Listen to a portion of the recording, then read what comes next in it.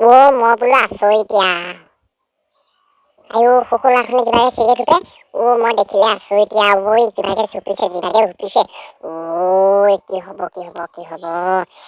আৰু এটা কি কথা জানে নাই কালি একদম এফালে গৈ আছে মই বাইক এখন জিভাই গৈছে মই বোলো আছো এতিয়া এনেকে বাইক চলাই নে পেটুকনা ল'ৰা এনেকুৱা বাইক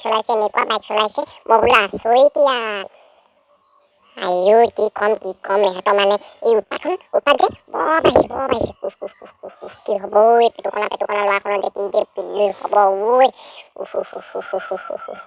মদ খাই নাপাওঁ মদ আয়ো মদ কিবাহে খাইছো মই বোলো দেখিলো নহয়